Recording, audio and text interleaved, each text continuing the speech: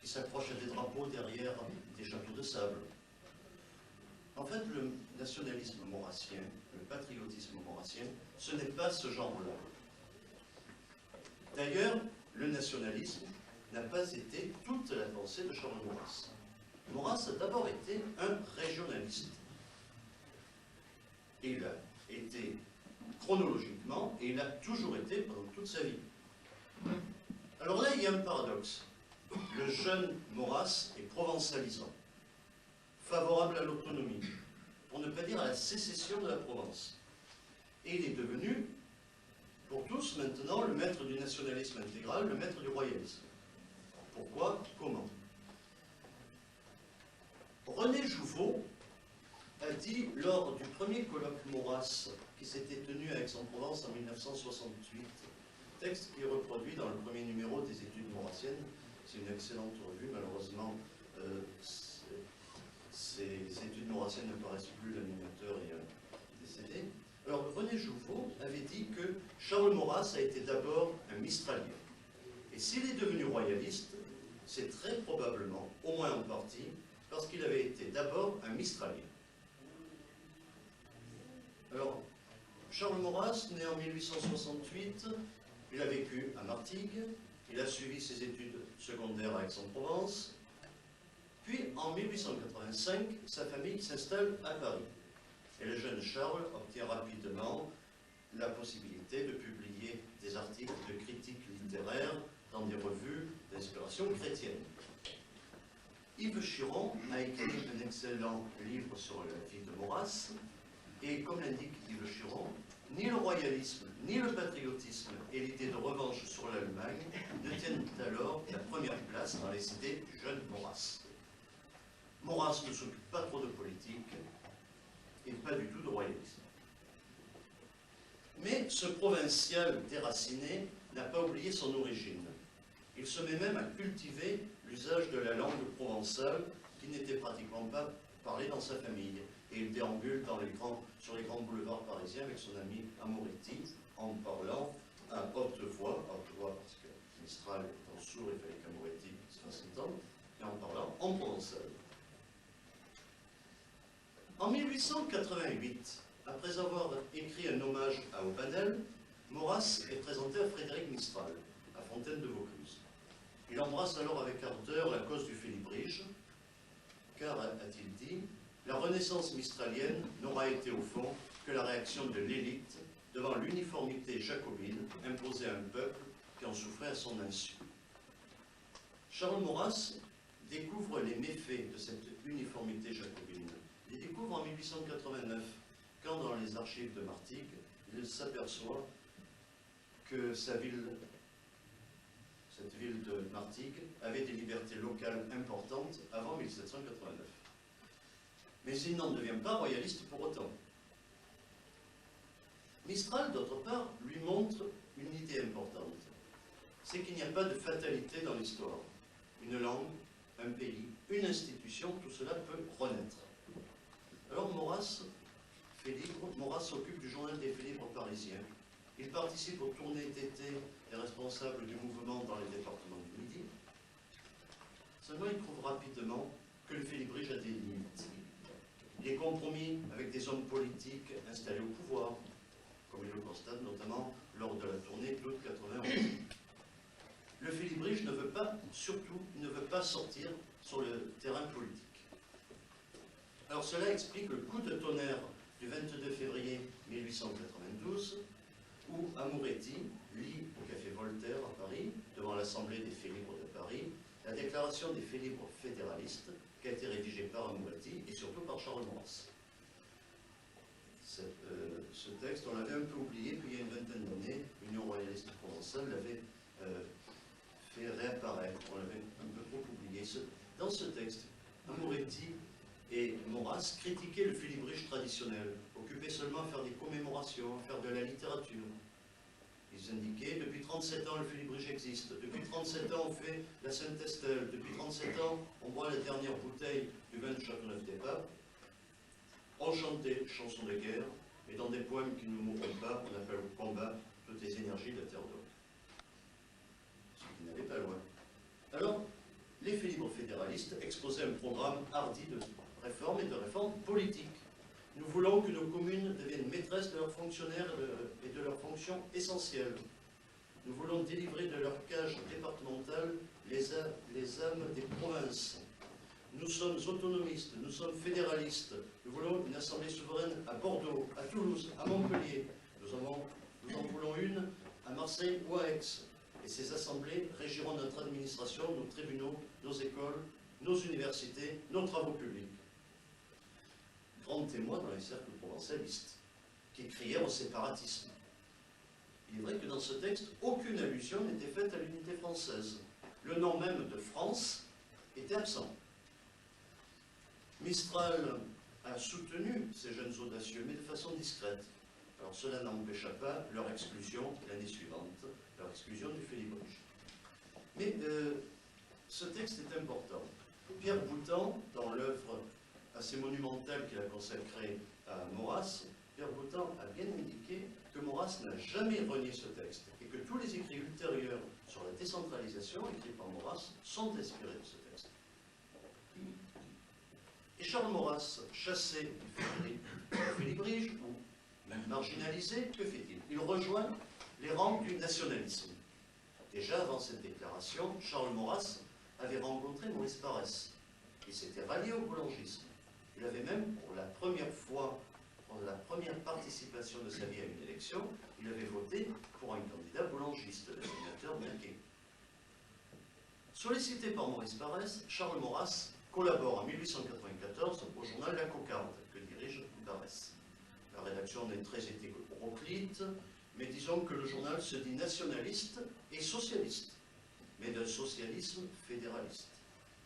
C'est pour cela que Charles Maurras y voit surtout une tribune nouvelle pour la décentralisation. Il travaille à La Cocarde pour promouvoir ses idées régionalistes. Aventure de La Cocarde qui ne dure pas longtemps. Au bout de presque une année, La Cocarde s'arrête, mais le mouvement nationaliste a alors précisé sa doctrine. Le mouvement nationaliste a précisé qu'il était contre l'étranger et qu'il était pour une décentralisation qui n'était pas incompatible avec la défense de la nation. Mais le mouvement nationaliste n'a pas résolu la question des institutions. Il en est de même pour Maurras lui-même. Alors la préoccupation régionaliste de Maurras l'amène à adhérer avec Paresse à la Ligue nationale républicaine de décentralisation.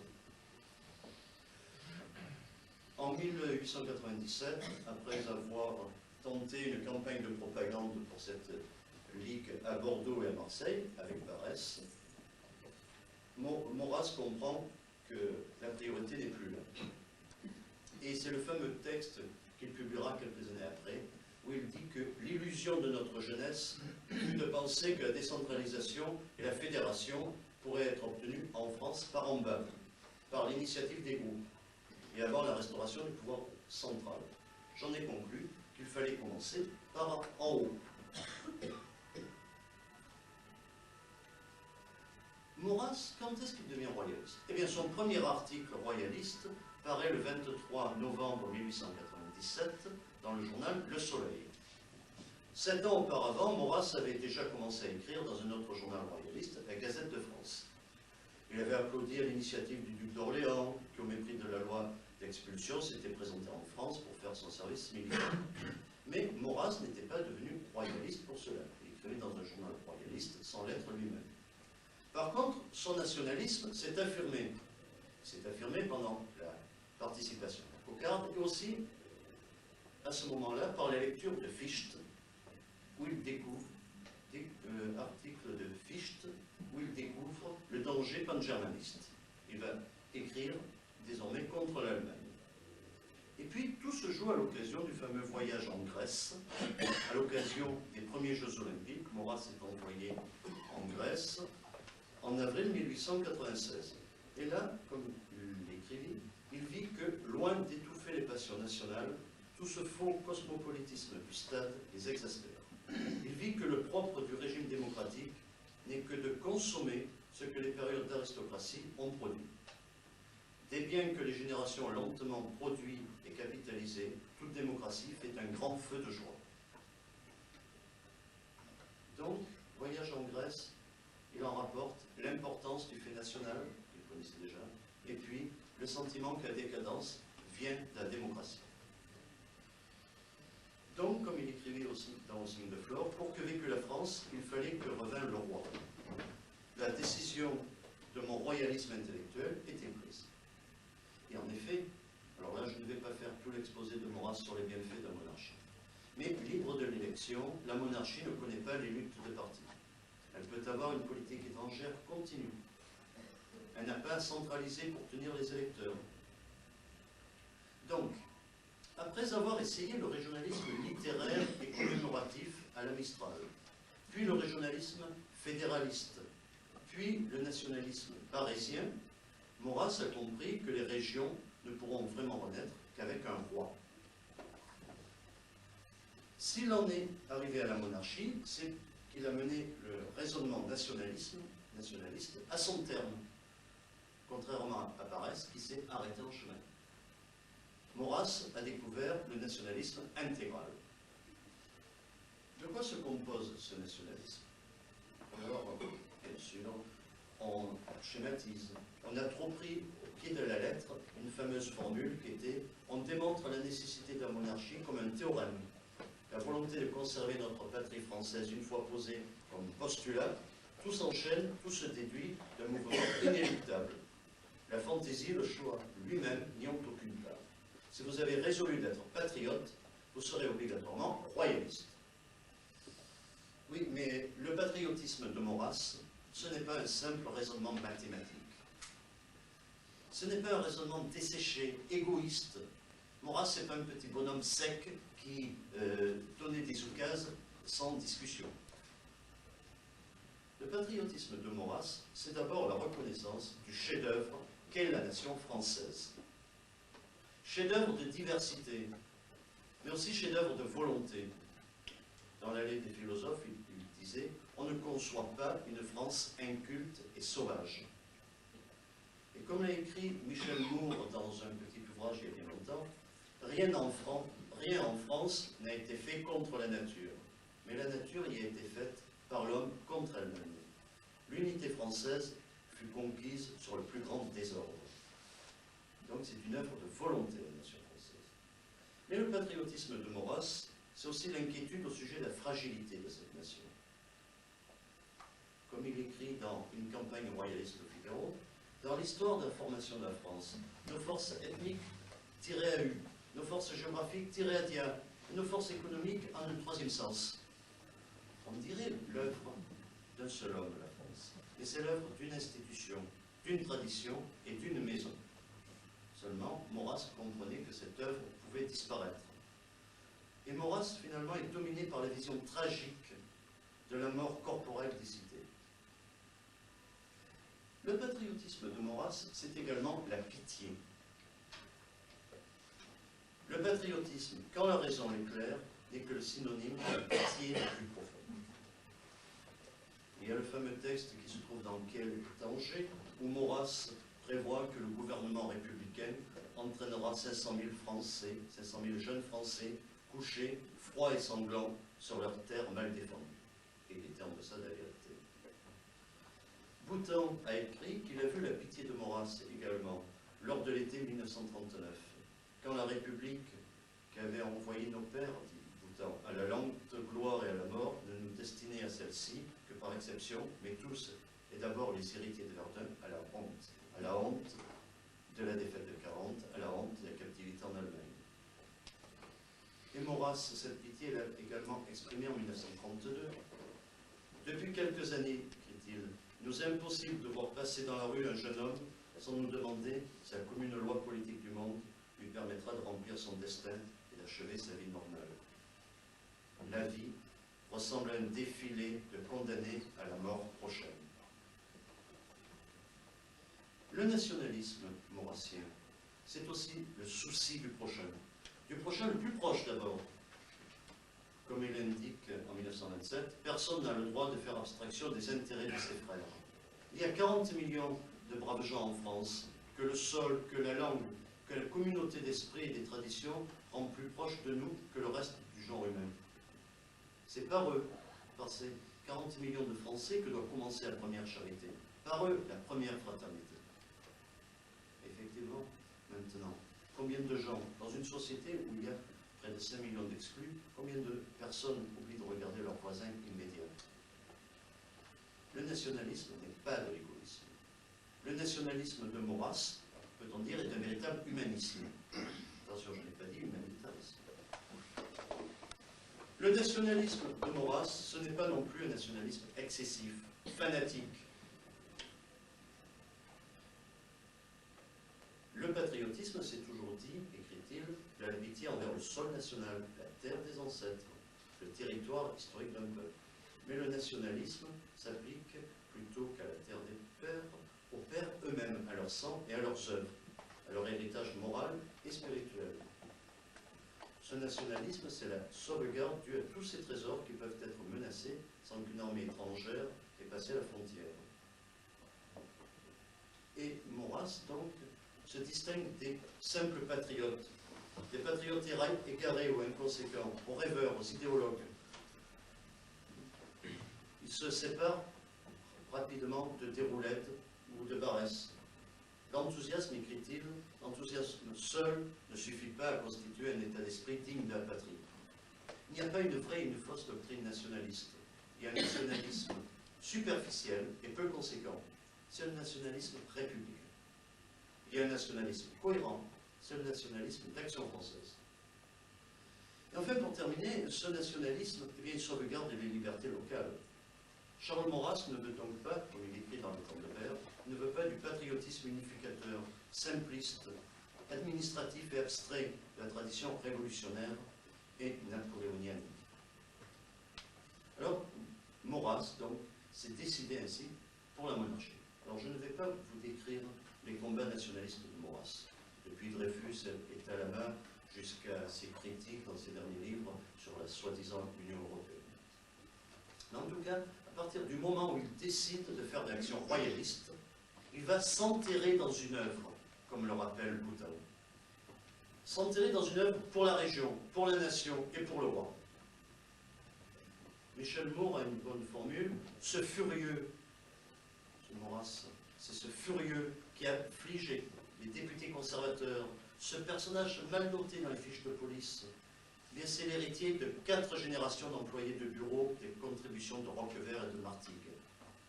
Comme son père, comme son grand-père, il va gravement remplir une fonction d'État. Cette fonction d'État, Maurras l'a assumée toute sa vie. Maintenant, cette fonction d'État, c'est aux royalistes d'aujourd'hui de la remplir. Cette fonction d'État, elle est d'autant plus nécessaire à un moment où la fracture sociale existe vraiment. La fracture sociale, ce n'est pas un simple thème de propagande électorale.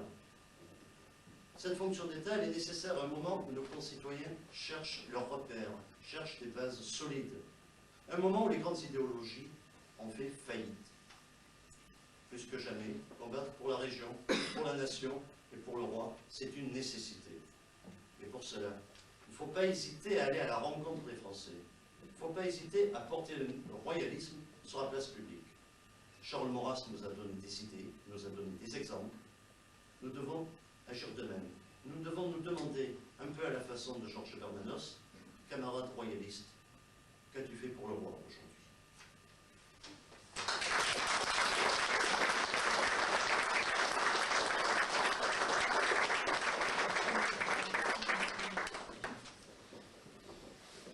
Nous remercions Daniel Larreau. La fin enchaîne bien sur la deuxième partie de Maurras stratège. Nous a bien montré que Maurras avait ce souci de traduire dans les faits des idées auxquelles il avait contribué. Vous avez la parole. Merci. Lorsque l'on énonce les mots de stratégie et de Maurras, en règle générale, le jugement des historiens est sans appel. Ces termes sont incompatibles. Je suis allé chercher dans un des derniers livres qui soit sorti sur l'extrême droite, en France, de Michel Vinocq, lequel peut affirmer « L'Action française offrit à la droite sa meilleure école de pensée. mais une école sans débouché. En aucun cas, en 40 ans, Maurras et ses amis ne furent en mesure d'ébaucher par leurs propres moyens la stratégie de restauration via le coup de force qu'ils prônaient ouvertement et qui était devenue complètement mythique. Eh bien, la vérité nous oblige à soutenir la thèse contraire. Je pense effectivement que Maurras et l'Action française ont, à 4 reprises, tenté d'appliquer une stratégie de prise de pouvoir.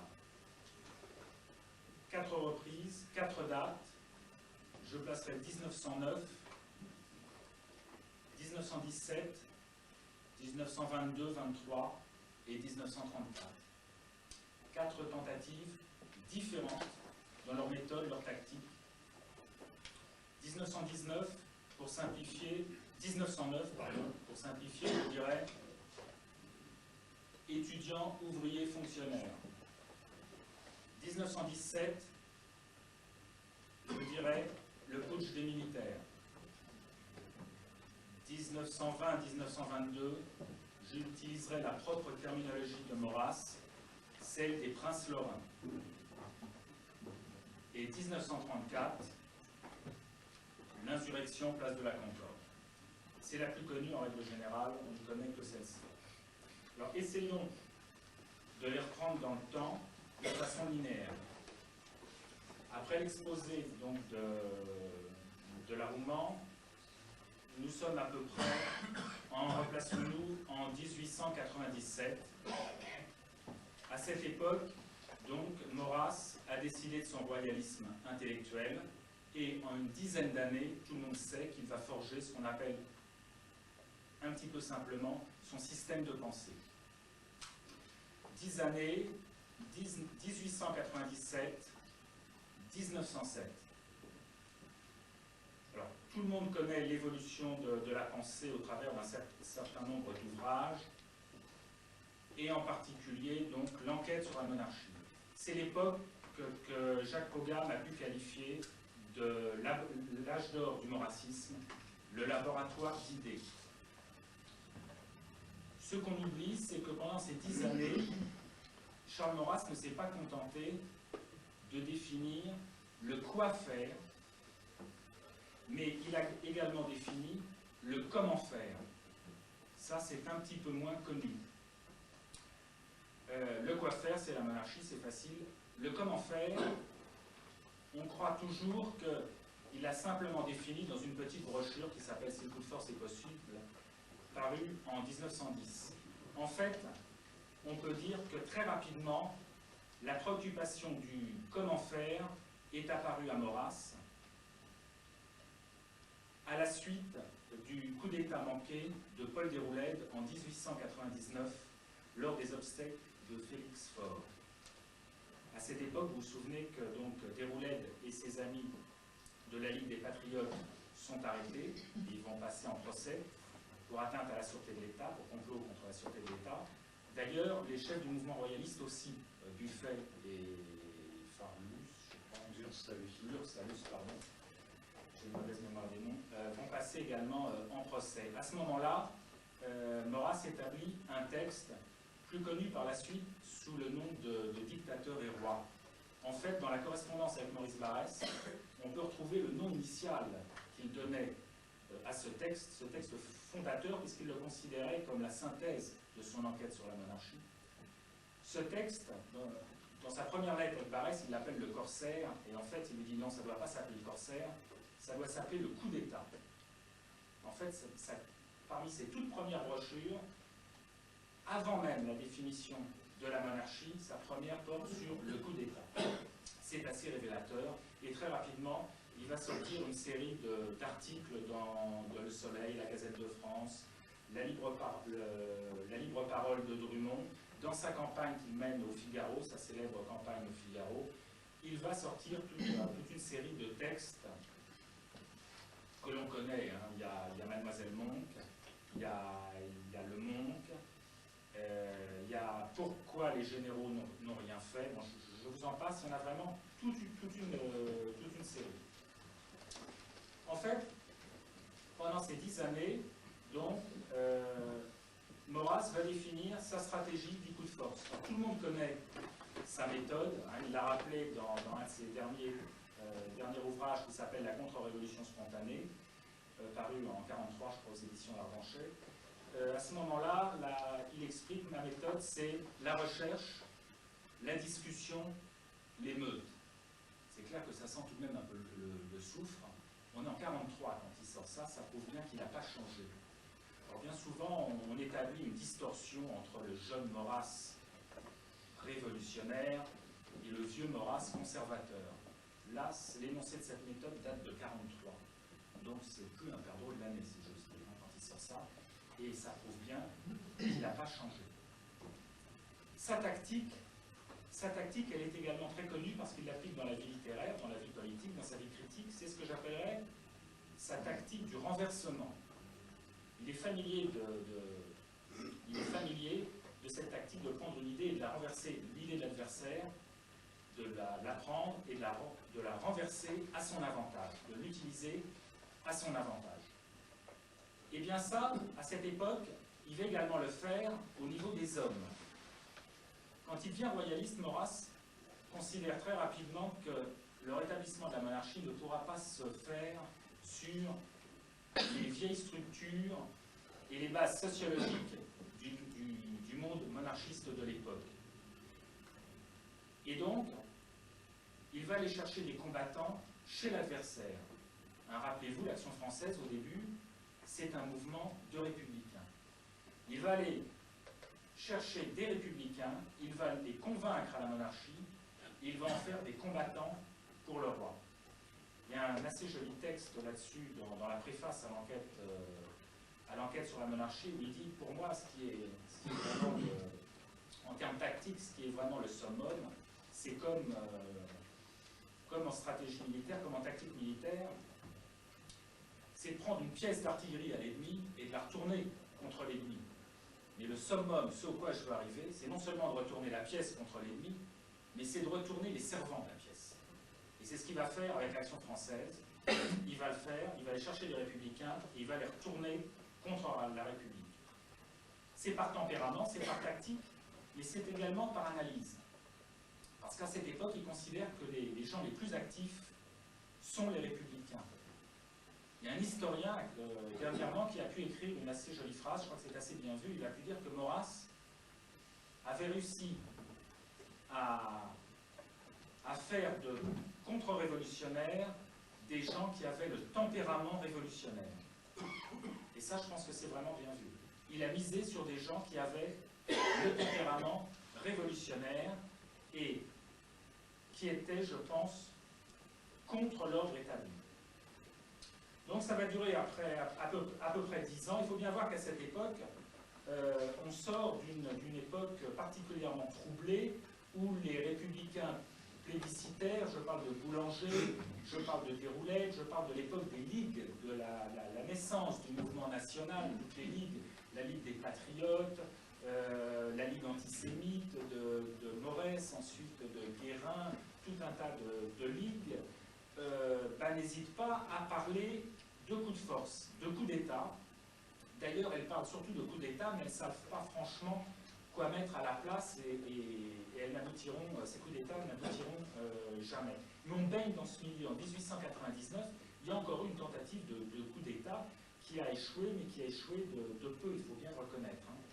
L'Action française, lorsqu'elle naît en tant que ligue, après le laboratoire d'idées, donc d'après mes souvenirs, ça doit être en 1905, dans ces années-là, hein, la création de l'Institut et la création de la Ligue, eh bien, elle se veut l'héritière de ce mouvement populiste, qui est un mouvement vraiment essentiellement parisien, d'ailleurs il faut bien le reconnaître, et d'ouvriers, d'employés de bureaux, de petits patriotes en règle générale, de sensibilité de gauche. Un nationalisme à l'époque, à l'origine, est un mouvement de gauche qui va tourner, qui va basculer à droite. Et ces ligues vont aller peu à peu en disparaissant, en mourant progressivement, vont mourir de leur belle mort, et l'Action française va prendre le relais et essayer d'étendre son public à l'origine intellectuelle sur un public beaucoup plus large. c'est ce qui va se passer. Donc là, on en est à peu près en 1906-1907. En 1907, si on fait le bilan, Maurras a 39 ans. 39 ans, 40 ans, il est en plein dans la force de l'âge, c'est-à-dire que entre 30 et 40 ans, il a élaboré, je dirais, le quoi faire, le comment faire, et maintenant il estime qu'il est temps de passer aux actes. À 40 ans, il est au fait de sa puissance. On peut même dire que, grosso modo, depuis la lettre sur le fou Henri, tout lui sourit. Il vole de succès en succès. Précédemment, il y a eu les échecs de ses campagnes fédéralistes, ou les semi-échecs de ses campagnes fédéralistes, mais depuis 1897, tout lui sourit. Et là, il a envie de passer à l'acte, et à cette époque-là, il a donc réuni autour de lui des gens excessivement dynamiques, des gens de tempérament révolutionnaire. Et à cette époque, on peut dire qu'au sein du noyau d'Action française, on croit tout à fait le coup de force possible. Alors rétrospectivement, ça peut paraître étonnant, mais rappelons-nous qu'à cette époque, la République n'est pas très bien installée, qu'elle a subi un certain nombre de coups de boutoir. On sort des lois Combes avec les affrontements à la sortie des églises sur la loi des congrégations. Il y a eu l'affaire Dreyfus, donc contre la République on trouve l'armée, bien entendu, c'est classique, on trouve une partie de la magistrature, on trouve une large part du public catholique, donc la République est tout de même relativement attaquée sur sa droite. Ceci dit, il n'y a pas que sur sa droite que la République est attaquée. La République est attaquée par les milieux sur lesquels elle s'est appuyée à l'origine. Les ouvriers, elle est attaquée, les ouvriers remettent en cause la République. N'oublions pas la charte de 1906 des anarcho-syndicalistes, la charte d'Amiens. N'oublions pas les événements de Draveil, où Clémenceau va faire tirer sur les ouvriers. À l'époque, les fonctionnaires également, pourtant la République s'appuie sur les fonctionnaires. On a des grandes grèves de fonctionnaires, on aura la grève des cheminots, on aura la grève également de couches nouvelles, tels les électriciens. Souvenons-nous que Émile Janvion est un des responsables de la CGT, du syndicat CGT de l'électricité. Plus tard, il rejoindra l'Action française, après avoir pendu le buste de Marianne donc, à la prison, à la Bourse du Travail. Ça sera un grand événement pour Maurras. Donc à cette époque, même au sein des couches sur lesquelles la République pense s'appuyer, eh bien, la République est contestée. Ce qui fait que là, il y a la conjonction de forces sociales très différentes qui ruent dans les brancards à ce moment-là. Ce qui fait que l'Action française croit que tout est possible. Et Maurras, à ce moment-là, décide d'écrire un texte fondamental qui s'appelle « C'est le coup de force est possible ». En fait, il sort pas en 1910. Ce texte-là est élaboré en 1907. Il sort pour le congrès de 1907. Et il sort imprimé dans la Revue d'Action française en janvier 1908, dans sa première partie. Le congrès de 1907 a un seul thème, c'est la conquête du pouvoir. C'est là où on retrouve les fameux textes sur français actif, français passif, et si le coup de force est possible. Si on regarde bien ce texte, alors on connaît dans les grandes lignes, là Maurras dit qu'il y a deux grands moyens de prendre le pouvoir, grosso modo. Il y a l'insurrection, que ce soit l'émeute populaire ou le putsch militaire, et puis il y a la théorie du monde. Et il dit ma préférence va largement à la théorie du monde, c'est-à-dire qu'avec moins de personnel et moins de bruit dans la rue, on doit arriver à faire mieux. On se souvient du coup de Talleyrand avec Mademoiselle de Coigny. C'est là où va sa préférence. Ceci dit, à cette époque-là, tout lui sourit, on va de succès en succès, ça bouge dans la rue, et ma foi, il n'hésite pas à parler d'insurrection, de révolution rédemptrice, d'émeute. C'est le Maurras qu'on a qualifié de révolutionnaire. D'ailleurs, à l'époque, on confond un petit peu les deux. On se souvient qu'à l'époque, le socialisme lui-même, il dit on ne sait pas très bien où il est, s'il va être de droite, s'il va être de gauche. J'ai d'ailleurs encore regardé des rapports de police dans le livre de Chiron récemment. La police elle-même, à l'époque, dit le socialisme, on ne sait pas très bien de quel côté il va pencher. Donc ça me sourit, et dans une boîte, si on lit attentivement le coup de la brochure, le coup de force, si le coup de force est possible, on voit que dans une note de bas de page, écrite par Maurras, à un moment donné, il fait une simulation de coup de force, et il prend l'hypothèse, le coup de force en 1900, point d'interrogation.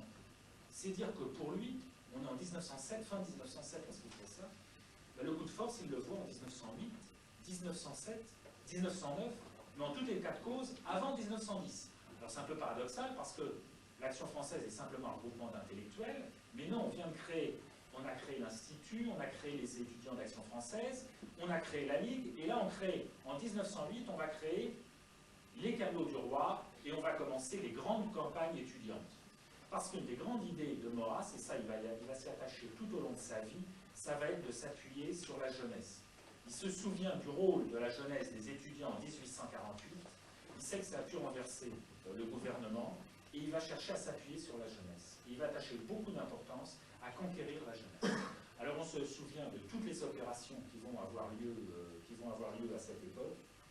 Conquête de la jeunesse, via les opérations, les remises en cause du professeur germaniste Charles Angler, l'opération Paris-Union de Caen, les opérations, les représentations de théâtre de Bernstein, l'affaire Talamas, hein, et là, je dirais qu'à l'époque de l'affaire Talamas, il commence avec presque rien. Il commence avec presque rien, puisque le groupe étudiant, il y a quelques personnes. Il y a Henri de Lyons, hein, qui vend à la sortie d'une église du 17e arrondissement. Il y a les frères Maxime Réal d'Elsart. Il y a Louis Fargeau. Alors ça, ce sont des étudiants. Hein. Il y a 3 étudiants. Il y a 3 étudiants, 3 ou 4 étudiants, je crois. Et puis, il y a Louis Fargeau. Alors là, c'est intéressant. Louis Fargeau, il est garçon boucher. Il y a Marius Plateau. Alors Marius Plateau, lui, il est employé d'assurance. On entendra parler de lui par la suite. Il y a Lucien Lacour. Lucien Lacour, il est menuisier. Donc on voit les bases sur lesquelles l'Action française va s'appuyer. Hein, ce n'est pas du tout les milieux royalistes d'origine. Ce sont vraiment 2 nouveaux milieux. C'est la jeunesse. Et puis là, il y a toutes les affaires du quartier latin. Et progressivement, l'Action française va prendre pied au quartier latin et faire la loi au quartier latin. Ce qui ne manquera pas d'ailleurs de lui occasionner des problèmes avec les étudiants républicains et plébiscitaires qui sont sur la pente, eux sur la pente descendante. Et pendant toute cette époque, donc, on progresse, et puis peu à peu, il y a une sorte de crescendo dans les coups qui sont faits par les Canaux du Roi et les étudiants d'Action française, et à un moment donné, donc, on va assez loin, puisqu'il y a une tentative qui est faite d'intrusion. Le même type de Maurras, dans le coup de force est possible, lui, il va créer un mythe mobilisateur qui est celui de la salle des dépêches de la place Beauvau, qui est le ministère de l'Intérieur tenu par Clémenceau. Il dit tout se joue là. Il y a quelques-uns, si on s'empare de la place des dépêches, de la place Beauvau, on a le pouvoir. C'est un mythe un peu, au sens sorélien du terme, un mythe mobilisateur, mais il y a de ça néanmoins, parce que la France est très centralisée, et il part du principe qu'en tapant au bon endroit, avec peu de personnes, on arrive à faire basculer le pouvoir. Et donc il y a ce mythe mobilisateur de la place Beauvau, du ministère de l'Intérieur, et ma foi, avec Maurice Pigeot, ils vont tenter un petit coup, enfin pas lui, surtout Maurice Pigeot, ils vont tenter un petit coup, et ils vont se payer le luxe d'investir le ministère de la Justice, qui est place Vendôme. Hein. Vous vous souvenez, les affaires Jeanne d'Arc, donc c'est place des Pyramides, c'est à 200-250 mètres de la place Vendôme. Eh bien, ma foi, les étudiants d'Action française, à plusieurs centaines, vont investir, sans coup férir, ils vont investir le ministère de la Justice, et il va falloir que les forces de police, après plusieurs heures de bagarre et des blessés des 2 côtés, il va falloir plusieurs heures aux forces de police pour dégager le ministère de l'Intérieur. Et là, peu à peu, Maurras considère, alors je dis, il est dans une phase relativement historique, il est dans une phase, je dirais, relativement insurrectionnelle. Bon, alors je vous passe tous les détails. Il s'avère qu'en 1910, il va y avoir un coup d'arrêt des milieux conservateurs, c'est l'affaire La Règle, alors là je ne veux pas descendre dans les détails, mais toute l'offensive, je dirais, de jonction de couches sociales différentes, de convergence de couches sociales relativement opposées, va être stoppée par le bureau du prince, par La Règle. Hein, et le duc d'Orléans, il va y avoir une cabale là qui sera menée en particulier par Arthur Meyer via le journal Le Gaulois. Bon, là, ça va stopper. L'Action française va contre-attaquer. Elle aura le dessus sur La Règle. Néanmoins, ça l'a stoppé dans ses velléités de jonction avec ses couches sociales. Et puis, de toute façon, la proximité du conflit franco-allemand est telle que peu à peu, il va y avoir rupture entre les milieux syndicalistes et les milieux patriotes à ce moment-là. Hein.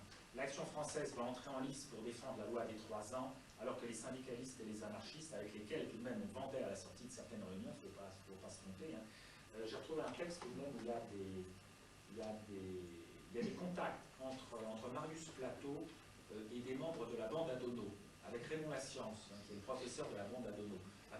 C'est assez surprenant quand on pense à ça. C'est tout de même assez surprenant. Hein. L'Action française et la bande Adono, qui l'eût cru, hein. Bon, j'ai retrouvé ça dans des mémoires. J'ai été surpris. Bon, c'est dire l'époque. Le mouvement va être stoppé. Si on lit la presse républicaine de l'époque, le Petit Marseillais en particulier, j'ai retrouvé ça dans le Petit Marseillais, et les textes de Clemenceau, et on se rend compte que dans la nuit de Noël 1909, les Républicains ont eu vent de l'avenue du Duc d'Orléans en région parisienne, et ils ont mis le branle-bas sur toute la sûreté et la police politique, tellement ils craignaient l'avenue du Duc d'Orléans à cette époque. Bien. Voilà, je dirais, c'est grosso modo la première tentative qui sera stoppée, donc qui n'aboutira pas, bien entendu, mais c'est la première tentative, première stratégie basée sur la conjonction de couches sociales différentes. Arrive ensuite la guerre. Arrive la guerre, là, Maurras subit un grand choc personnel, ses amis, nombre de ses amis de jeunesse vont disparaître, hein. Il y a Lionel de Rieux, il y a Saint-Pons, il y a Montesquieu, toute cette génération-là va disparaître, et en fait, je crois qu'à cette époque, il y a une sorte de, je veux pas dire, comment on pourrait dire, pas d'antimilitariste, mais en 1938, quand il s'oppose à la guerre, une expression pacifiste. Voilà. Je ne veux pas dire qu'il est pacifiste, parce que pendant la guerre, il va faire, mais il y a une sorte de recul de Maurras vis-à-vis de la violence. Ne nous trompons pas. Barrès disait, en parlant de Sorel et de Maurras, les deux violents. Et ne nous trompons pas. Maurras est un violent à l'origine. Il sera d'ailleurs violent presque toute sa vie. On peut même dire que c'est un teigneux. Hein, il a eu 9 duels. Il ne faut pas l'oublier, il a eu 9 duels. Il a fait plusieurs séjours en prison. Il aime ça. Hein, c'est un sec. Il y a des films. Il y a un film qui le représente en duel. Il suffit de voir la façon dont il se bat en duel. C'est un teigneux, c'est un violent. Et bien pendant la guerre, Maurras est touché, affecté par tous ces décès. Et là, je pense qu'à cette époque-là, il y a un recul par rapport à la stratégie, je dirais, un petit peu émeutière, insurrectionnelle d'avant 14. Et là, il recule un peu. Par contre, les gens dont il s'est entouré, ces gens à tempérament révolutionnaire, eh bien, eux, ils n'ont pas changé d'idée. Et si on fait attention, il s'appuyait sur des gens, je dirais, de couche populaire humble. Si on fait un parallèle avec la stratégie qui a été celle du Parti communiste longtemps, aux élections, si on regarde bien souvent, le candidat d'une élection au Parti communiste, c'est bien souvent un professeur, un pseudo-intellectuel, comme dirait Mouton, un clerc, demi-clerc ou quart de clerc. Mais par contre, son assistant, eh bien, son assistant, c'est toujours un ouvrier. Parce qu'il faut un dur dans l'affaire. Et le dur, en règle générale, c'est pas l'intellectuel. C'est l'ouvrier qui est plus primaire, lui qui lâchera pas. Eh bien, Maurras s'est appuyé sur ces gens à tempérament révolutionnaire, il s'est appuyé sur des gens qui, eux, ont bien assimilé les leçons de Maurras et sont décidés à les mettre en application. Je pense en particulier à des gens à une personne comme Marius Plateau. On a vu l'employé de bureau. C'est l'employé de bureau. Eh bien, il n'a rien abandonné. Et lorsque Marius Plateau va être gravement blessé, il va être trépané, il va revenir du front, je ne sais plus si c'est en 1915 ou 1916, et à partir de ce moment-là, soyons sans ambiguïté, l'Action française, Maurras dit, on ne fait pas la guerre à l'intérieur lorsqu'il y a la guerre à l'extérieur. Ça a d'ailleurs créé un conflit au sein du public d'Action française, et dans le journal même, il y a des courriers de lecteurs qui contestent cette position. Maurras est intransigeant, Maurras dit on ne fait pas la guerre à la République quand on fait la guerre à l'Allemagne. Ceci dit, je dirais, les cadres d'appareil, eux, eh bien, considèrent qu'il faut se préparer. Et puis la guerre va être longue. La guerre va être longue, 4 années. En 1917, c'est l'année de tous les dangers. Ça claque de partout. Ça va claquer en Russie, ça va claquer, il y a en Allemagne, hein, ça va claquer en France. Hein, souvenez-vous, les mutineries de 1917. Il y a les grandes grèves de 1917. Les ouvriers, eux, sont revenus dans les usines, mais les syndicats ne maîtrisent plus les ouvriers. Les femmes sont entrées au travail, et à ce moment-là, il y a une nouvelle génération qui n'est pas syndiquée, il y a des grèves, plus personne ne maîtrise ce monde. C'est l'époque de tous les dangers. Et mon Marius Plateau, dans tout ça, lui, il prend des contacts. Il avait des contacts, il a des contacts avec les milieux syndicaux qui datent, ou les milieux, je dirais, anarcho-syndicalistes. C'est pas tout à fait la même chose. Il a maintenu ses contacts. Et puis, il a mis au point un service de renseignement assez étoffé. Le révolutionnaire Victor Serge, d'ailleurs, lui rendra hommage dans une brochure qui s'appelle « Ce que tout révolutionnaire doit savoir de la répression », paru réédité en 1968 aux éditions Maspero, édition gauchiste. Et donc, il a établi un centre de renseignement assez au point. Il a établi des contacts en particulier avec le responsable de la sûreté générale sur Paris. Eh bien, à cette époque, dites-vous bien que le responsable de la sûreté générale de Paris, eh bien, c'est un ancien de l'Action française. Alors là, évidemment, il est obligé de mettre un peu le profil bas, mais c'est un ancien de l'Action française. Elle n'est pas bien vieille à l'époque, l'Action française. C'est pas mal. À cette époque, le responsable de la sûreté militaire, eh bien, je vous le donne dans le mille, c'est un lecteur de l'Action française. Et le responsable de la sûreté militaire, il est entouré de régiments de cavalerie autour de Paris, dans la banlieue ouest. Eh bien, ces régiments de cavalerie, vous n'allez pas me croire, sont composés en grosse partie de Bretons et d'officiers monarchistes. Ça a changé parce qu'avant la guerre, les républicains avaient eu peur, ils avaient éliminé les officiers monarchistes. Et bien là, il y en a un petit peu partout, on les avait mis à l'écart, et bien ils se trouvent basés en région parisienne. À l'époque, on a développé ce qu'on appellerait aujourd'hui des courroies de transmission, ligue de la guerre d'appui. Ça veut dire quoi? Ça veut dire que Daudet, à l'époque, mène une grande campagne, vous vous souvenez, sous le joug allemand, etc., contre les espions. Ça mobilise beaucoup de monde. À l'époque, le journal est passé de 17 000 exemplaires à un peu plus de 110 000 exemplaires, ce qui est énorme. On a créé des ligues de soutien anti-allemand. Ça fait beaucoup de monde. Donc à cette époque-là, on a des courroies de transmission. On a des contacts proches avec la sûreté militaire, avec la sûreté de Paris, des contacts avec les gens qui sont capables de faire des grèves. Et c'est également l'époque où, souvenez-vous, il y a des tentatives de paix séparées avec l'Autriche-Hongrie. Je sens que je vais être un peu plus long. Voilà. Je continue. Oui. C'est l'époque où il y a des tentatives de paix séparées avec l'Autriche-Hongrie. Maurras soutient ces tentatives de paix séparées avec l'Autriche-Hongrie. Ça serait une opportunité extraordinaire. Ça serait une opportunité extraordinaire. À l'époque, le président de la République, c'est Henri Poincaré. Ça non plus, il ne faut pas l'oublier. Le président Raymond, pardon. Les noms, les dates, c'est un peu approximatif, le président du Conseil, je crois que c'est Paul Pinlevé. Et puis, à cette époque-là, en 1917, je dirais qu'il n'y a pas l'appareil d'AF qui envisage la prise du pouvoir. Il y a également le clan pro-allemand, il y a également Caillot. Caillot qui, lui, envisage carrément de signer une paix avec l'Allemagne. Et il a envisagé une prise de pouvoir. Quand on ouvrira le coffre-fort de Caillot à Gênes, on trouvera des consignes dans lesquelles il dit que la première chose à faire lorsqu'il aura pris le pouvoir, c'est enfermer Poincaré, Foch, Maurras. Vous voyez qu'à l'époque, tout le monde pense qu'il peut se passer quelque chose. Et là, il va y avoir l'affaire du bonnet rouge. À ce moment-là, il y a des contacts qui ont été établis avec Poincaré, et Poincaré veut éliminer Caillot. Il va utiliser l'Action française pour ça. Il y a une campagne contre le bonnet rouge qui va être montée, et peu à peu, l'Action française va réussir à faire tomber Paul Pinlevé, et le ministre de l'Intérieur qui doit être Malvy à l'époque. Et on va donc faire tomber Malvy. Alors, je vous passe toute l'opération.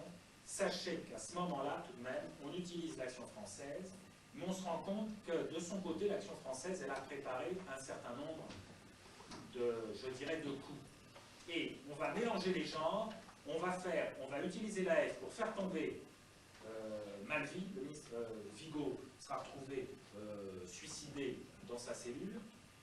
On va utiliser l'action française, mais on va également lancer une vaste opération de police contre l'action française sur tout le territoire national, et c'est là où on va trouver des stocks d'armes. On va trouver des stocks d'armes, on va trouver des listes de noms, et on va trouver le plan d'organisation avec les officiers basés autour de Paris. L'action française va rebondir, et on va parler du complot des panoplies. Maurras dit c'est normal, c'est pas pour quelques revolvers tout de même qu'on va se mettre martel en tête. Alors les revolvers passent, les listes d'officiers basés autour de Paris, avec leurs adresses et les points de contact, ça c'était plus difficile à justifier. Je crois qu'à ce moment-là, la République a tout de même eu relativement peur. 1917, donc le putsch militaire, parce qu'il était basé sur le militaire autour de Paris, n'aura pas lieu. C'était pas Maurras qui en était le leader. À la limite, j'aurais même tendance à penser que Maurras n'était pas franchement dans le temps. Il était trop affecté par la mort de ses amis et par la victoire vis-à-vis de l'Allemagne. Après la guerre, l'action française va connaître une époque, je dirais, de grand succès. Et à ce moment-là, lui, Maurras, comme je vous l'ai dit, ne pense plus à l'émeute, à l'insurrection, mais il est revenu sur sa deuxième modalité, sa deuxième stratégie, c'est-à-dire celle du monde. Ce qu'il faut savoir, c'est qu'il a eu des contacts avec Poincaré pendant la guerre. Poincaré a fait appel à lui. Le président de la République a fait appel au patron de l'action française. C'est tout de même surprenant, au patron de l'Europe. Et il y a des lettres qui sont sorties récemment dans un livre donc, de Jean-Pierre Descottes sur la correspondance, dans laquelle on trouvera de façon fort instructive la correspondance de Poincaré à Maurras. Il y a un certain nombre de lettres. Et dans ces lettres, Poincaré leur remercie de la littérature que Maurras lui a envoyée. C'est instructif de voir quelle littérature Maurras a envoyée à Poincaré. Il lui a envoyé Qu'il est Tanger. Qu'il est Tanger, effectivement, sur la politique étrangère. Maurras, c'est une arrière-pensée, c'est l'après-guerre. Il veut éviter le mauvais traité que Bainville dénoncera. Mais il ne lui a pas simplement envoyé Qu'il est Tanger. Il lui a envoyé également l'avenir de l'intelligence. Dans l'avenir de l'intelligence, il y a un texte fondateur sur la prise de pouvoir. C'est Mademoiselle Monk. Mais il ne lui a pas simplement envoyé Mademoiselle Monk, l'avenir de l'intelligence. Il lui a envoyé un autre livre, je dirais une autre brochure. Il lui a envoyé un livre, L'enquête sur la monarchie. Mais il l'a accompagné d'une brochure, Si le coup de force est possible. On se demande pourquoi Maurras a pu envoyer au président de la République Si le coup de force est possible. Au niveau littéraire, l'intérêt on est relativement réduit. C'est que Maurras a des arrière-pensées. Maurras a été mis en contact par Barrès avec Poincaré. Barrès fait partie de ce qu'il appelle, Poincaré fait partie de ce qu'il appelle les princes lorrains, hein, par analogie aux Guises, à savoir Barrès, Foch, Poincaré et le général Mangin, dont on parlera plus tard. À ce moment-là, il espère retourner Poincaré qui est placé au poste le plus haut. Alors après la guerre, Poincaré n'aura plus la présidence de la République.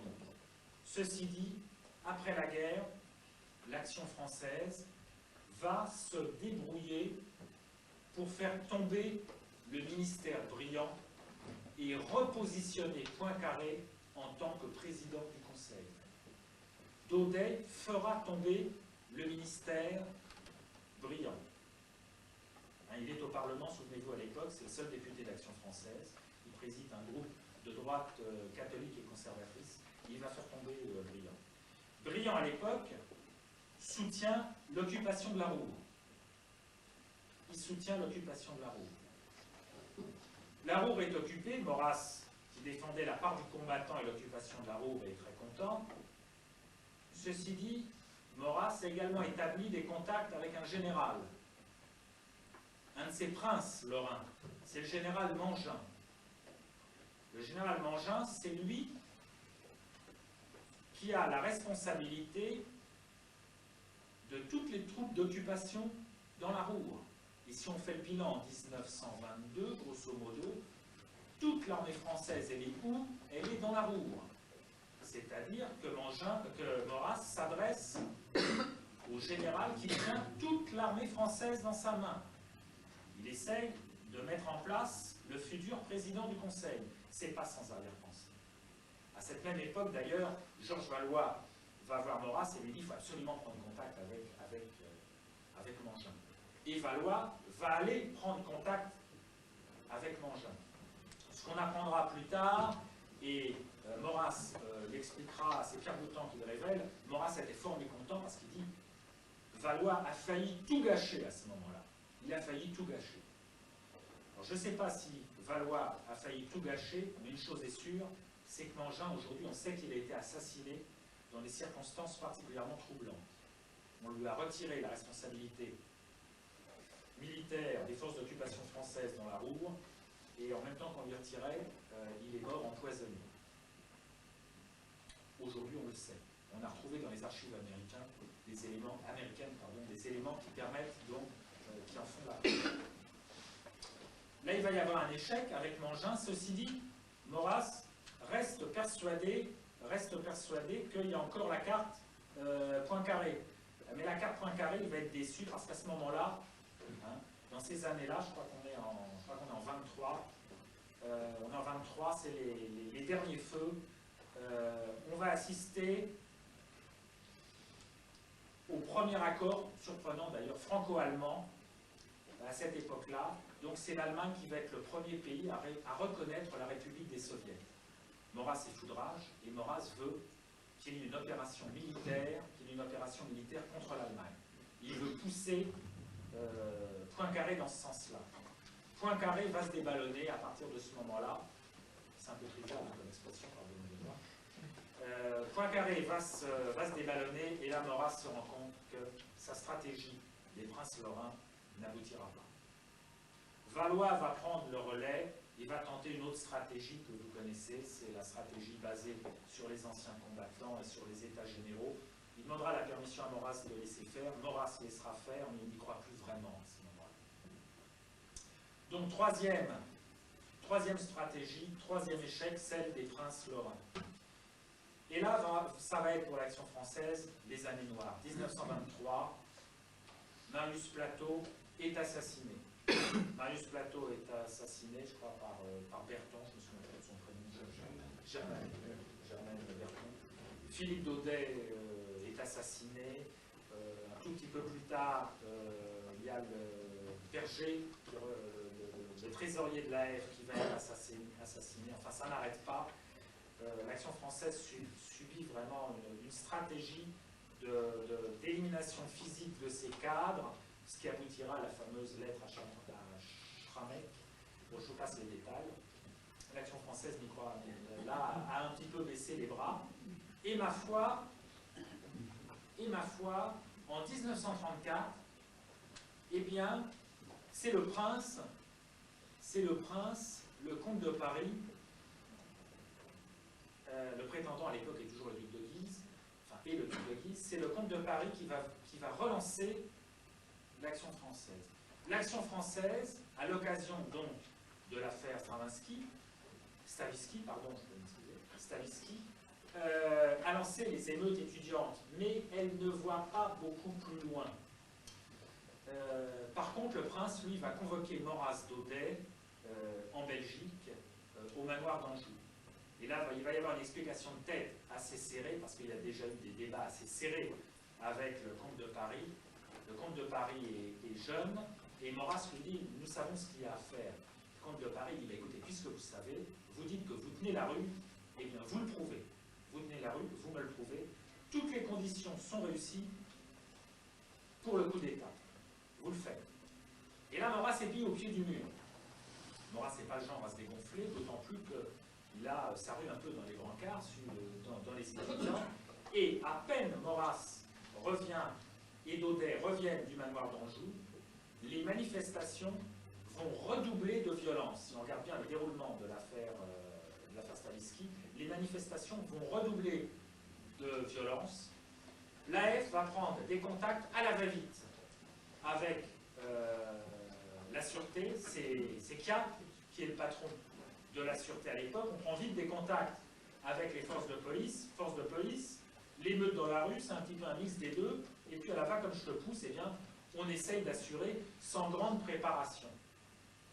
Ça sera l'échec, ceci dit, si on regarde, ça sera l'échec à très peu de choses pour une opération menée, je dirais, à la va-vite.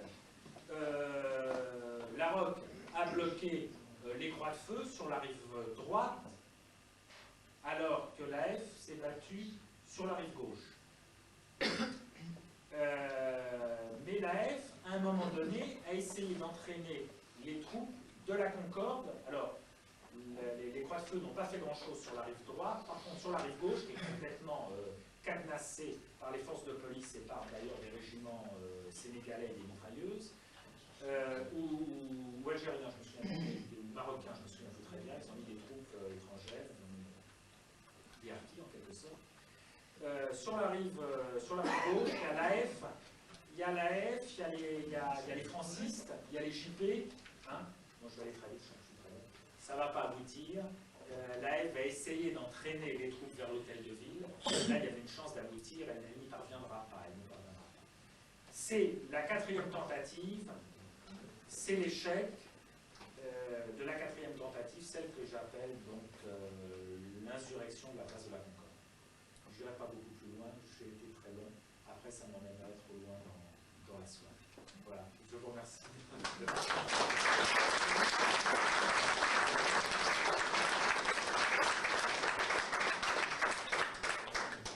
Notre ami Lambert a un peu débordé, mais nous l'en excusons. Nous passons de suite la parole à Alain Maury sur le sujet Maurras contre-révolutionnaire. Au fond, tout ce que nous avons vu, l'historique, la naissance de Maurras passant de au Maurras politique, là nous venons d'avoir des aperçus d'une action française un peu souterraine et que l'on connaissait, je pense, assez mal. Mais tout cela, c'est pour aboutir à ce Maurras contre-révolutionnaire dont notre ami Maury va nous parler. Essayer d'être bref, et vite, pour attraper le temps. Alors, il est vrai que Maurras est surtout connu comme un penseur politique, même un polémiste, disons le théoricien d'un royalisme fondé sur le présent, sur le réel. C'est oublier quand même que la pensée maurassienne s'inscrit dans un courant métapolitique, c'est-à-dire qui dépasse largement le politique strict, qu'on appelle contre-révolution. Alors avant d'analyser le concept de contre-révolution, le rôle que Maurras y joue, rappelons simplement que cette famille de pensée n'a pris corps doctrinal effectivement qu'après 89, alors que l'esprit révolutionnaire est bien antérieur, comme je vous le montrerai après. Deuxièmement, cette famille spirituelle n'est pas que française, c'est la partie Maurras, si on veut, elle est européenne. On pourrait citer l'anglais Burke, on pourrait citer de nombreux penseurs peu connus du romantisme allemand des années 1820-1830, et plus près de nous, évidemment, de Maistre, de Bonald et bien d'autres encore, qui m'arrivera de citer après. Alors, réellement, définissons le concept de contre-révolution. Petit à petit, on avancera vers l'idée de la véritable idée de ce qu'est la révolution. Alors, la contre-révolution au sens étroit, c'est donc le rejet de 89, sous toutes ses formes, presque. Cependant, une telle définition est tout à fait insuffisante, puisque aucune idée de 89 n'était nouvelle à cette époque-là. Ce qui est nouveau, c'est leur application enragée, si on veut, et donc il faut avoir une idée beaucoup plus large de l'idée de contre-révolution. Alors, en quelques mots, la contre-révolution, c'est la volonté ferme de combattre toutes sortes de tendances négatives, inhérentes au cycle même de notre humanité, qui remontent donc très haut dans l'histoire, en fait, et dont la nocivité ne fait que croître de siècle en siècle. On reviendra sur ce point. Alors, ça c'est l'aspect de contestation, de la contre-révolution, et le point positif, c'est l'idée de rétablir, au triple niveau social, politique et spirituel aussi, des normes, des principes qui sont ceux, selon nous, sans lesquels l'homme ne peut pas vivre normalement. Alors, donc, au sens large, 89, 1917, les horreurs et les bassesses de la situation actuelle ne sont en fait que des amplifications contemporaines de plus en plus évidentes et perverses d'un processus condamnable, mais très ancien. Alors, ça, c'était le préalable. Alors, quand on a définit cela, il reste à analyser. En quelques mots, qu'est-ce que la révolution? Il faudrait essayer de faire une analyse succincte, mais globale, c'est-à-dire, même si on ne rentre pas dans les détails, voir en fait réellement de quoi il s'agit. Ensuite, une question qu'on ne s'est jamais posée, à mon sens, pas souvent, comment expliquer qu'une tendance aussi mauvaise soit historiquement si forte et si constante? Et évidemment, ces deux questions étant schématiquement résolues, voir le rôle que Maurras a joué personnellement dans ce combat et dans la doctrine contre-révolutionnaire. Alors, qu'est-ce que la révolution? Je crois qu'on peut donner une triple définition, évidemment beaucoup plus métapolitique que politique. On parlera plus d'idées générales que de politique, comme a très bien parlé les deux autres orateurs. La révolution, c'est avant tout l'affirmation de la primauté de l'individu sur le groupe, sur tout groupe, qu'il s'agisse de famille, de patrie ou de groupe intermédiaire. L'affirmation de la primauté de l'humain sur le divin. Ça, c'est la base de tout principe révolutionnaire. Et donc, par là, c'est l'exaltation de la liberté absolue des hommes par rapport aux principes traditionnels qu'on trouve pourtant dans toutes les cultures de l'homme. C'est curieux de voir que la révolution, c'est quelque chose qui remet en cause tout ce que toutes les civilisations mondiales ont créé de traditionnel. On voit donc l'aspect monstrueux, en fait, que l'idée révolutionnaire représente, et en même temps le fait qu'elle porte bien son nom, puisque révolution veut dire retournement global. Il s'agit bien de ça, de tout retourner, en fait, de ce qui était traditionnel, de la vie normale, si l'on peut dire.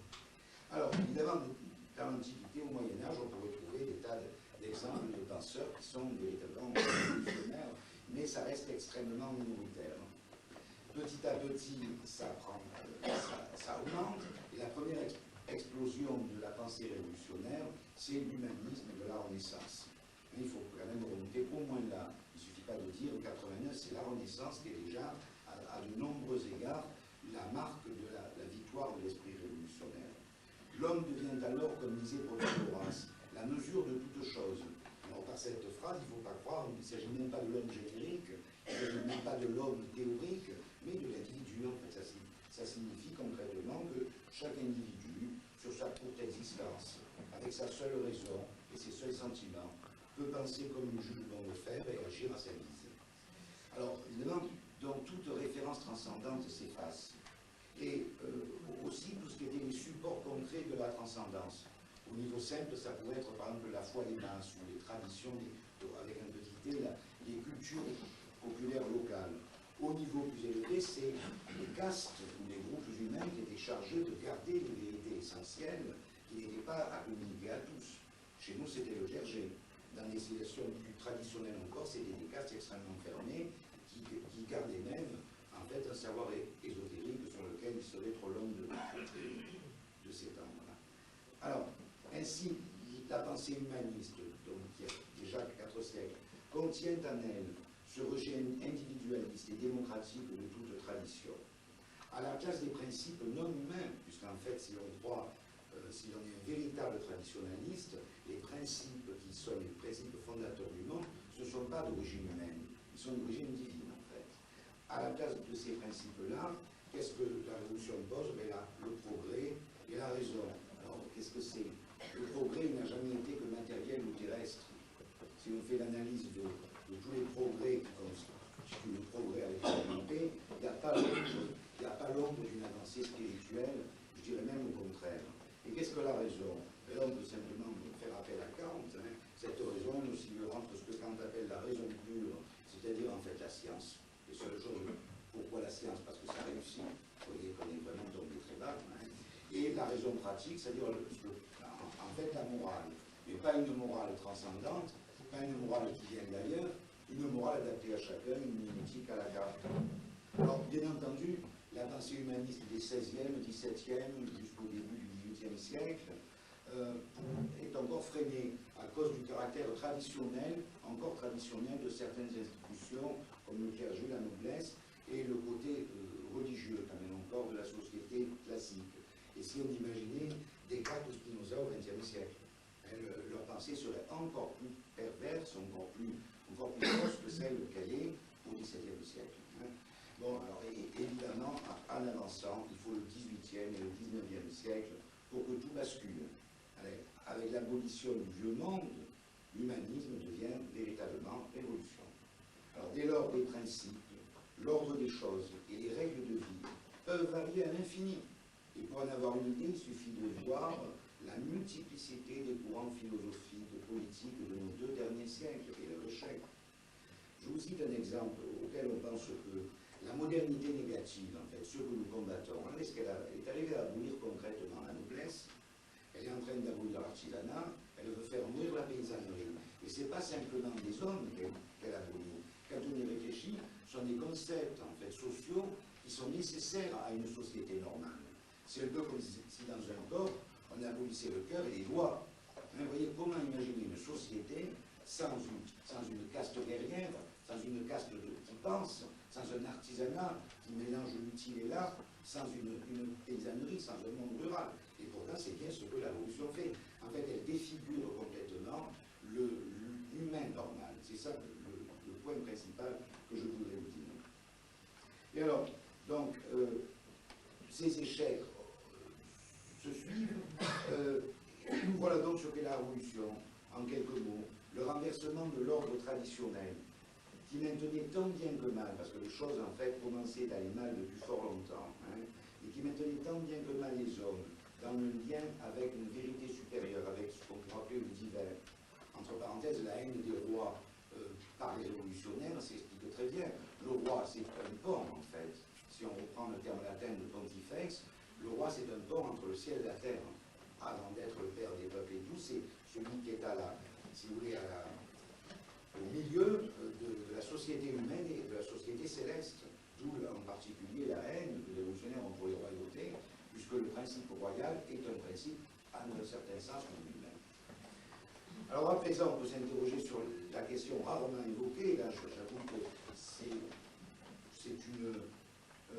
une suggestion que je vous fais, mais je pense que l'image sera bonne, pour comment expliquer que le négatif révolutionnaire soit si important et si croissant en fait. Moi je crois que l'image qui pourrait nous faire comprendre, c'est l'image d'un corps. Alors ce corps peut être un homme ou l'humanité en général, l'image d'un corps qui s'éloigne peu à peu de la lumière primordiale qui lui a donné en fait son sens. Je crois qu'on peut expliquer l'histoire malheureusement comme ça. Alors le mythe du progrès justement, c'est ce que cherche à camoufler ça. Alors comment le progrès camoufle-t-il cet éloignement vers l'ombre, vers l'obscurité, par des créations matérielles incessantes, et d'ailleurs de plus en plus dangereuses. Il est vrai de dire que le progrès menace la Terre. Il ne suffit pas d'être écologiste pour voir les véritables problèmes de pollution, de mépris de la nature, l'homme oublié qui est une partie du cosmos, une partie créée, centrale, certes, mais qui doit avoir des liens avec une nature. Ça, le principe moderne le nie complètement. Chacun de nous éprouve avec douleur, en fait, ce que recèle réellement le mythe du progrès. Quelques exemples encore. Idolâtrie de tout ce qui est frivole, tout ce qui est éphémère. Oubli du beau. Il suffit de se tourner autour de soi pour voir que, j'ai l'impression de siècle en siècle, en fait, on va vers une dégradation de l'esthétique gratuite, de ce qui est véritable. Paradoxalement, à une époque où on dit que le gratuit, le libre, serait ce qui dominerait, en fait, c'est le contraire. Exaltation de la production sans principe, comme on a dit tout à l'heure, qui met en danger la nature, sans jamais rien apporter aux vrais besoins humains.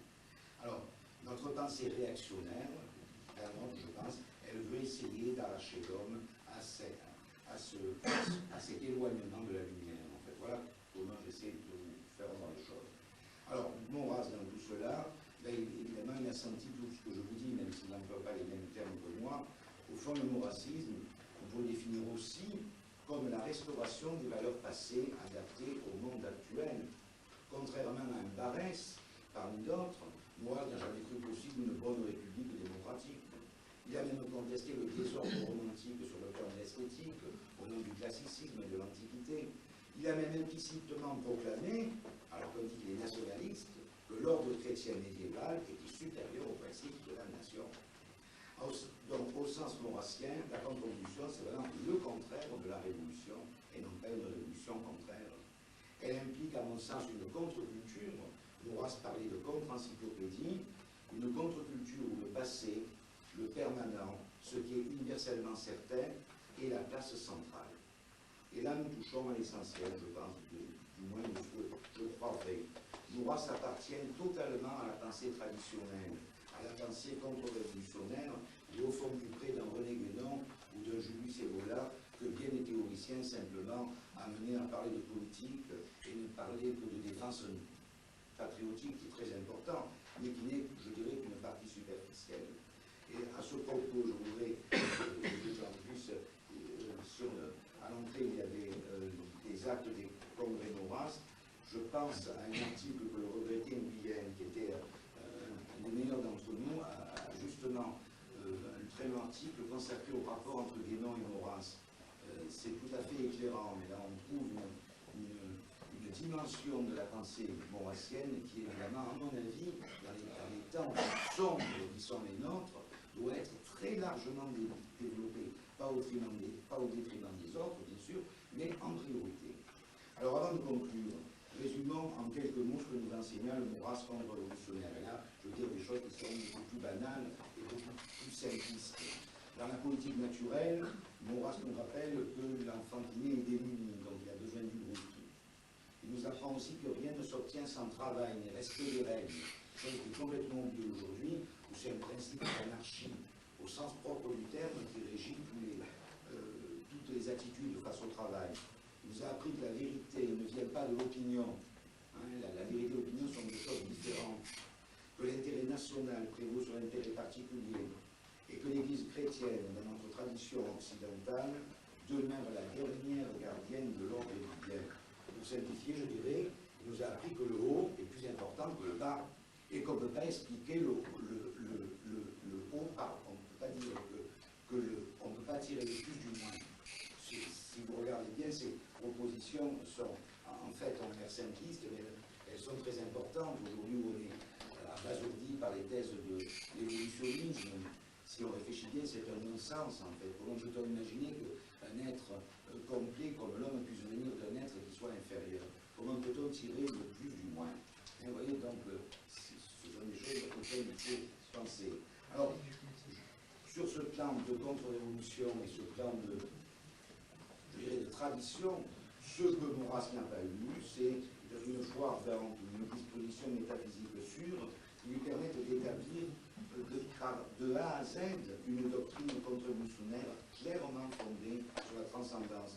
Esprit positif, il a plus souvent privilégié, comme on l'a bien vu tout à l'heure, l'aménagement du mieux dans le possible, et essayer de totaliser en doctrine sa pensée contre-révolutionnaire.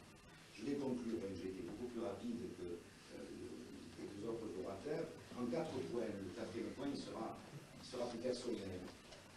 Alors, bon, pour conclure, donc, même si on fait une synthèse de tout ce qui a été dit, Maurras situe son message à la charnière de la politique nationale et de la pensée contre-révolutionnaire. En ce sens, il est donc un penseur évidemment français, mais universel aussi, car la contre-révolution est un fait, une doctrine universelle. Les thèmes de la contre-révolution sont valables partout.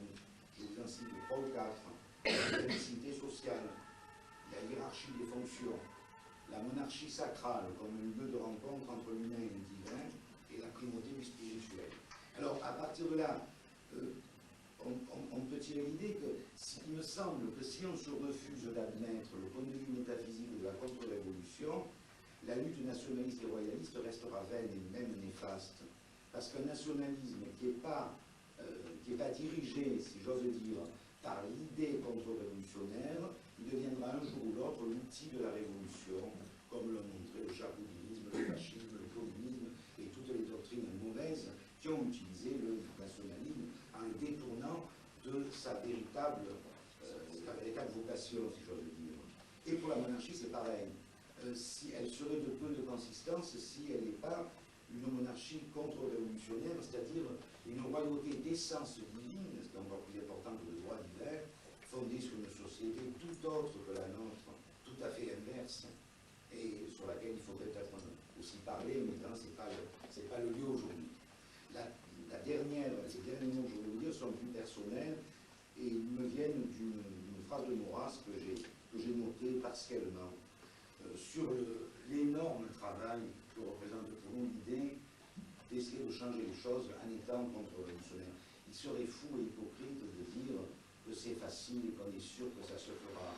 Lui-même, Maurras, a eu certains doutes là-dessus quand il écrit « Si la démocratie était devenue irrésistible, si la mort devait l'emporter, et qu'elle ait pour fonction historique de terminer le monde, même en ce cas apocalyptique, il faut que l'arche franco-catholique soit construite et mise à l'eau face au triomphe du pire et des pires. » Et curieusement, il y a un texte de Guénon qui dit exactement la même chose et qui évoque le fait que même si nous sommes à la fin des temps, il faut qu'une élite déjà formée soit lancée à l'eau, et ici quand même une image qui serait l'arche symbolique flottant sur les eaux du déluge. Alors je crois que cette pensée, il faut l'avoir bien sûr à cœur. Elle ne doit pas nous amener au désespoir, autre leçon de Charles Maurras. On peut croire, on peut espérer qu'une élite bien armée de cette pensée contre-révolutionnaire puisse un jour inverser le pouvoir, pour un certain temps du moins. Voilà, je vous remercie.